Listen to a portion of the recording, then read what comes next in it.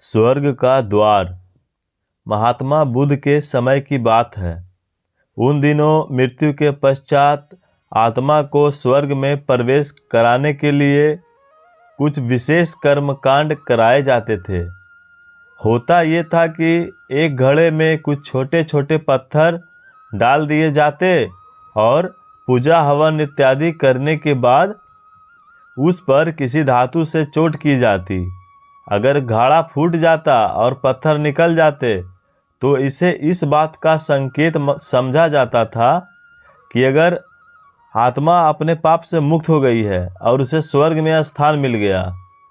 चूंकि घड़ा मिट्टी का होता था, इसलिए इस प्रक्रिया में हमेशा ही घड़ा फूट जाता और आत्मा स्वर्ग को प्राप्त हो जाती। और ऐसा कराने के बदले में पंडित खूब दान दक्षिणा लेते। अपने माता पिता की मृत्यु के बाद एक युवक ने सोचा, क्यों न आत्मा शुद्धि के लिए महात्मा बुद्ध की मदद ली जाए। वे अवश्य ही आत्मा को स्वर्ग दिलाने का कोई और बेहतर और निश्चित रास्ता जानते होंगे। इसी सोच के साथ वे महात्मा बुद्ध के समक्ष पहुंचा। हे महात्मन, मेरे पिताजी नहीं रहे। कृपया आप कोई ऐसा उपाय बताएं कि यह सुनिश्चित हो सके कि उनकी आत्मा को स्वर्ग में ही स्थान मिले। युवक बोला। फिर बुद्ध बोले, ठीक है, जैसा मैं कहता हूँ वैसा करना। तुम उन पंडितों से 2 घड़े लेकर आना, एक में पत्थर और दूसरे में घी भर देना।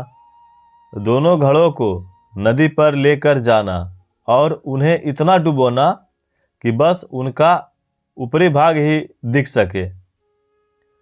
उनके बाद पंडितों ने जो मंत्र तुम्हें सिखाए हैं उन्हें जोर जोर से बोलना और अंत में धातु से बनी हथौड़ी से उन पर नीचे से चोट करना। और ये सब करने के बाद मुझे बताना कि क्या देखा। युवक बहुत खुश था। उसे लगा कि बुद्ध द्वारा बताई गई इस प्रक्रिया से निश्चित ही उसके पिता के सब पाप कट जाएंगे और उनकी आत्मा को स्वर्ग की प्राप्ति होगी। अगले दिन युवक ने ठीक वैसा ही किया और सब करने के बाद वह बुद्ध के समक्ष उपस्थित हुआ। आओ पुत्र, बताओ तुमने क्या देखा? बुद्ध ने पूछा। युवक बोला, मैंने आपके कहे अनुसार पत्थर और घी से भरे घड़ों को पानी में डालकर चोट की। जैसे ही मैंने पत्थर वाले घड़े पर प्रहार किया, घड़ा टूट गया और पत्थर पानी में डूब गए। उसके बाद मैंने घी वाले घड़े पर वार किया। वह घड़ा भी तत्काल फूट गया और घी नदी के बहाव की दिशा में बहने लगा।